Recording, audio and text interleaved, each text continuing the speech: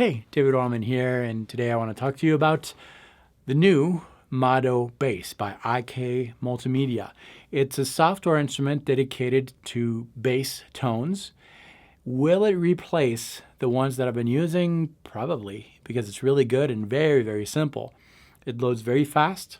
I'm going to show you how to use it. It's not going to be a real in-depth review because I haven't read the manual yet, but you don't really need to. It's really simple. And anyways, let's check it out. So for this, I'm going to use my software of choice, which is Logic Pro 10, but you can use any digital audio workstation you want. It's going to work. But I've got a bare bone project here in Logic Pro 10 with a loop going on. It's going to go on and on and on, and we're going to add a new software track or a new MIDI track to which we will add the Modo bass. And it's right here in my IK Multimedia instruments.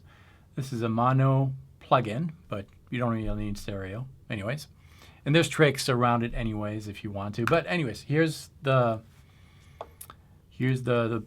track. Now we have the Modo bass assigned to it. We're going to open it. And we're going to go through the main different tabs that we have. There are 6 different tabs, and I'll show you exactly what they're about. The first tab is for the model. Here you have a list of different basses that are available to you. You just click on the one that you want. It's going to change the interface and the sound, obviously. Every bass comes configured as it would from the factory, but you can change all that if you want. If you take a look at the first one here, the 60s P bass. That's how it sounds like. The 70s P bass. A J bass. Let's try this modern J bass in context with the loop.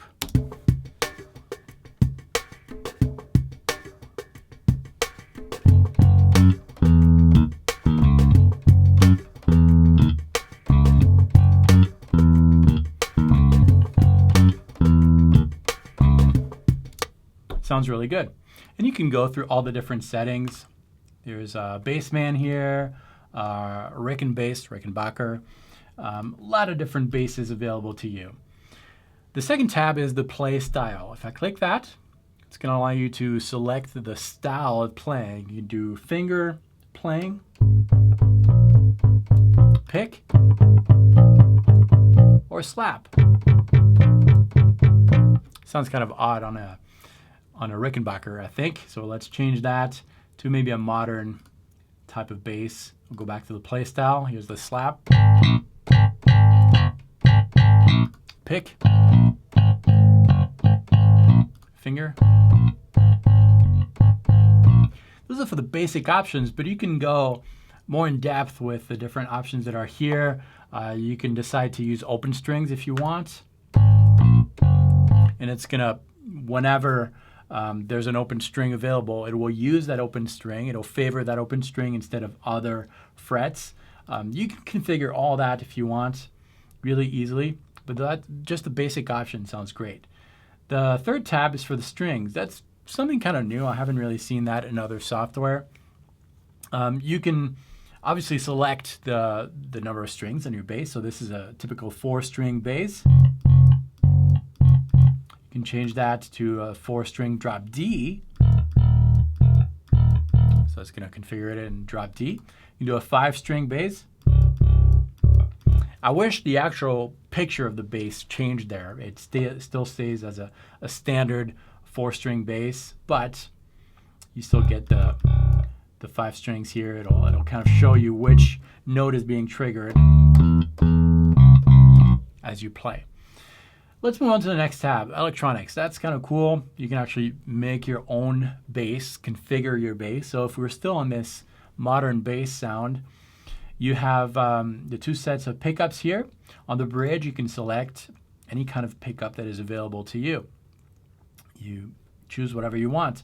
So I could change that to a 70s P bass on the bridge right here.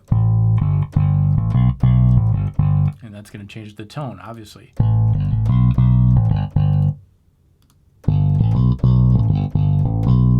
And same for the neck. You can choose whatever pickup you want on the neck. And something really interesting here, you can actually move those pickups if you want. So obviously that's also going to change the tone of your bass.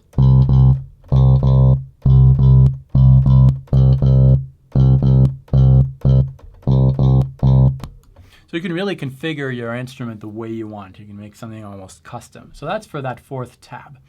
The fifth tab is for the amp. Before I play with the amp, I'm going to go back to the models and go back to a standard model that is not that hasn't been changed with the pickups that I did.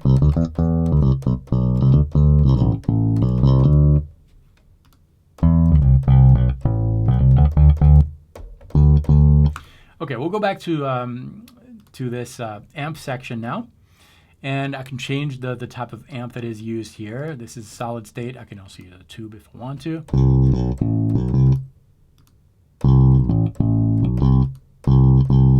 You've got your graphic EQ. I can just configure the mix however you want there with the different options available. I can select the volume that I want for the amp, maybe more amp, less DI, less amp, more of a direct sound, the limiter if you want. All these options are available to you. And then finally we have the control here. The control allows you to select the modifiers on your keyboard. So what do I mean by modifier? If you go back to the models here, on the bottom of the interface, you see the white notes are the notes that are selectable in your range of the instrument. So those are the possible notes. The modifiers are the red sections here, and if I click on them, each one is going to be assigned to something different here. For example, harmonics will be this particular note there, and if I leave it on, so I can either do it on the interface with the mouse or on my keyboard, I'll have harmonics there. Without that note triggered, it's just standard notes. And you've got all these different modifiers. Let ring does what it should do. Force the B string.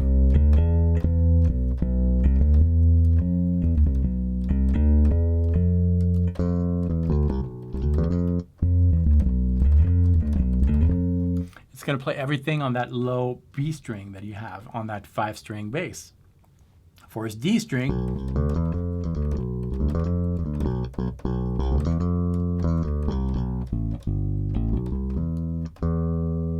So it's really easy to use. You can go as deep as you want to go, but out of the box, I love the way that this sounds.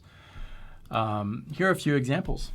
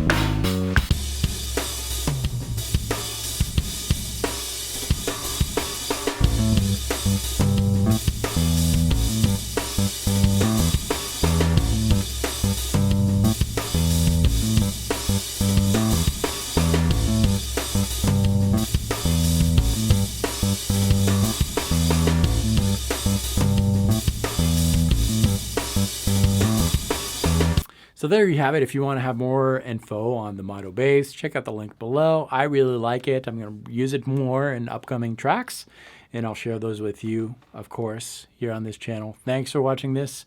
Subscribe if you haven't already. I've got new videos coming soon, and thank you for watching these videos. I'll see you soon, Until then, salut.